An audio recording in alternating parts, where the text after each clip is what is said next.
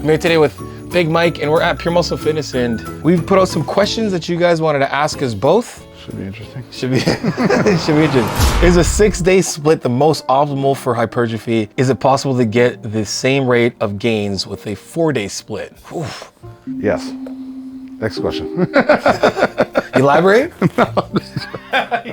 Like, what do you want to hear? I never been like, I get asked this all the time on my Instagram and on YouTube and shit, like asking me what the optimal split is. Like, I don't know. I don't know the factors. Like, what's your job like? Do you have a kid? What kind of stresses, responsibilities do you have? How often can you train? How long can you train when you do train? Like, is there gonna be, are you work a job where you can't train every day, or you need to take you need to be doing like a more push-pull type thing? And then all those factors come into play when it's like, if everyone's asking the example that we're both bodybuilders, we sit around and do nothing all day. We get paid. How should we train? Well, then optimally, you're gonna have to figure that out for yourself. But optimally, yeah, we'd want to like probably overload you a bit, especially if you're on gear and able to just eat tons of food and sit around and sleep and well, why don't we try and stress you a bit, right? But the average person, the kid who's asking that, probably maybe he's in college, maybe he's like has a job, like, so it's like, do you have the ability to train in a way to train intensely, but to be able to recover as intensely as well? That's why it's hard for, I understand kids and they want people like you and me to give them like the ideal thing, but like, you'd have to write you or me, or write you and be like, this is my lifestyle. Yeah. What do you suggest? Because I'm doing this and I'm tired all the time and I'm not growing. It's like, okay, well, you're not, you need to train a little less, man, because you're doing too much, right? Your body's not ready for that.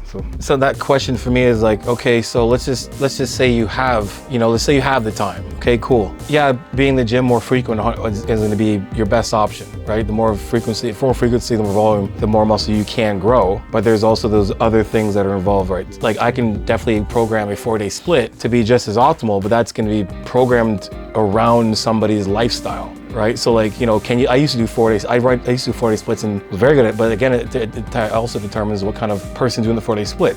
If a beginner's training and has all the time in the world, 100% get in the gym as much as you possibly can and build muscle, get yourself in the environment as much as possible, but it is definitely a case-to-case thing. It's also a thing with true beginners. You have to understand, like, it's not going to take much for you to get results. It's going to be pretty quick, because your body is like, it's just this like formless thing that you're now adding stimulus to and stress, that the muscles are like, oh, we have to get stronger. Let's get stronger, because now we're doing this weird thing we've never done before, right? So your muscles are going to grow, but like, that's what I'm saying. It comes down to these kids of like, what's your ability level, what's your tolerance level, and what's your recovery like? Because we could tell you to train 4-day, 6-day split, but if you're eating like a fucking jackass and you're not sleeping, and say you're a college kid, you're partying every weekend, getting blackout drunk, and wondering why you're not improving, you know what I mean? Like, so I see with these kids online, this new, I'm sure you see it, this new wave of like classic type kid, like they want to be C-bum, but they're never going to be C-bum.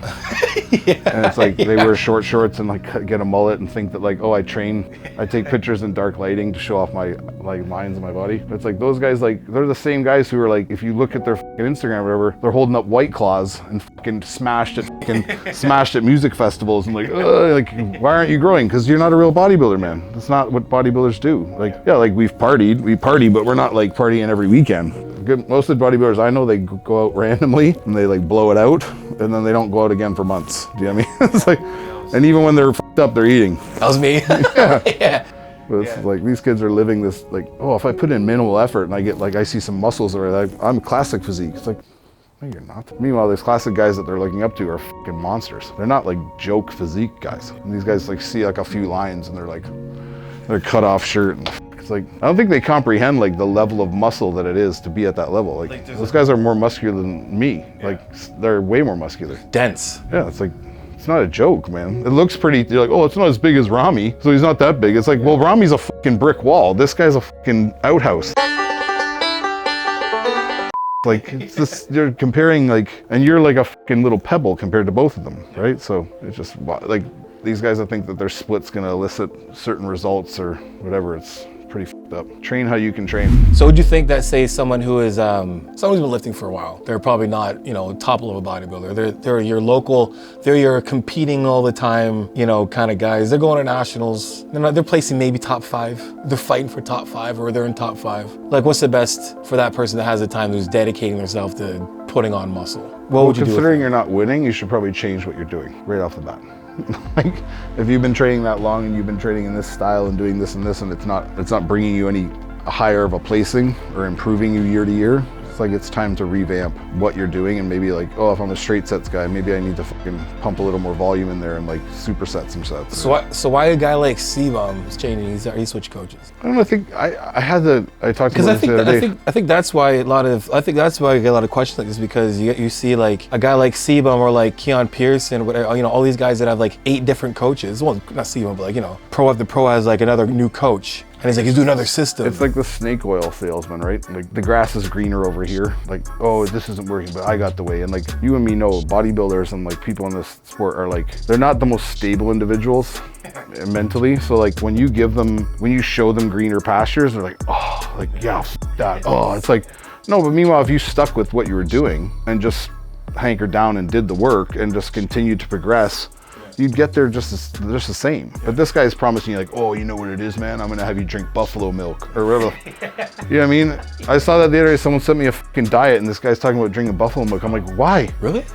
They're like buffalo milk shakes with fucking like 6 eggs in it. I'm like, what the fuck is this, man? Like, yeah, that's gonna make the difference. The guy said, I'm like, it was my buddy. He sent it to me. He's like, so-and-so is doing this. I said, what does so-and-so look like? He's like, well, yeah. Well, then why the fuck do you care what he says? Like, because he's like an older guy, right? Some coach probably gave it to him. He was a good competitor back in the day, and he's like got a great physique for someone his age. He always has, but it's like the diet isn't making that guy what he is. Like the buffalo milk is not doing it.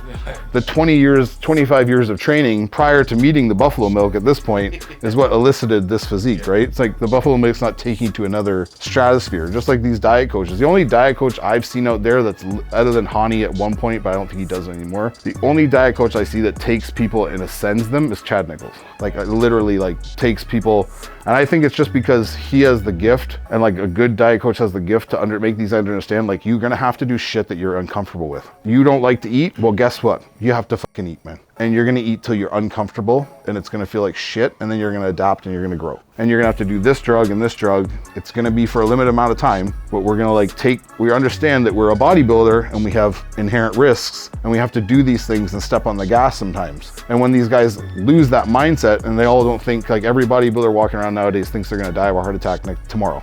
They all think they're gonna fucking die. They're terrified of juice now. Like I see this all the time. And the guys that aren't terrified of juice are the ones that are growing. Because I guarantee you, Nick Walker or like Brett Wilkins' coach, or like Martin Fitzwater, these guys, whoever coaches them, I don't even know. Their coach isn't saying to them, hey man, I need you to do this. And they're like, no, I'm not comfortable with doing that. They're like, yeah, sure, do it. And that's why you're like, you see Nick Walker, you're like, what the is that dude? Well, it's the same with I started racing bikes, and it's like there's I'm trying to get my speed down, and it's getting faster and faster on the track. But then for me to be like at the pro level is like 30 more seconds, which is like 100 more miles per hour going around a turn, and it's like I want to be good, but not really that good. You know what I mean? It's the same as almost like in terms of like bodybuilding. It's like, yeah, it's like, hey, I want to be good, but I don't want to go that fast. I want to drive NASCAR, but I only want to go 100 miles an hour. Everyone's going 200, dude. You're getting lapped. Like, you look cool driving around 100 miles on your own on the track, but when everyone else gets out there, you're like, oh, like they're all passing you, right? So it's like, I just don't understand. Like, yes, you should be smart about what it is that you do, and like, if you just need like these guys leaving coaches and going with other coaches, it's almost like they need someone to just believe in. They've lost faith in the person that they're talking to, or they don't have respect for them, or whatever it might be, or they just don't trust their judgment. So they go to a complete stranger at this point, and they're like, I'll listen to whatever you say. I think it's that and the opposite. I think it's also the athlete wanting someone to believe in them. Yeah. Type thing, you know what I mean? Like, that's why every time I hear about these coaches, like I think of examples off the top of my head. I'm not gonna say their names because I really don't want to get in that fucking boat. But it's like they'll be with one coach, they'll completely disregard what that coach is telling them. They'll to the point of ignoring their advice and doing their own thing, but yet they're being coached by this person. And then they'll switch sides and go to this other guy, and they're like a new puppy listening to everything they have to say, like they've never heard it before. It's the same shit. It's just coming from a different mouth and different person. So you're like, oh yeah. Whether you've had like an incident with this guy, like this show I didn't do well, so fuck him. It's like, well, maybe you didn't do well because of you. Or maybe just shit didn't line up and it didn't work out. It's no one's fault necessarily, but like shit happens. Maybe the next show you'll do well, but you'll never know because now you're like, fuck him, I'm going with him. And now if the next show goes well with this guy, you're like, oh, that's the reason. It was the coach. It was my guy. I should have been with this guy the whole time. It's like the fucking mental state of bodybuilders at like a certain level, they're fucked up, man. I know, I used to be one. They think that like even the slightest little like 1% change or little nuance that I do, like my meal, I was eating every 2.5 hours. Now it's every 2 hours and 45 minutes. It's like, it's been a world of difference. It's like, what are you talking about? We could talk about that all day. There's so many new tricks, training techniques, drug uses. I use this at 6 weeks out. And we're carb cycling now, but on our high days, My best is we do more the insulin. guys It's who like, shoot a certain amount of tests every day, but it's a long-acting ester. What? A steady flow in my bloodstream. It's like, buddy, it's fucking designed that way. Like that's why they made the drug long-acting, so that after a certain amount of days, you need another shot. Like it's not like you're peaking it like it's like a fucking, and they all believe it too. EKG? Shit, No, shit. I'm taking 75 milligrams of test every day. It's like, What? is it suspension? Okay, but like it's an anthate, man. What the That works. I wonder why my test crashed so bad. Follow my boy Mike. What's your tag? It's everything. Give me your socials. Instagram is just Big Mike Van Wyck and Wicked Training on YouTube. It's all in there.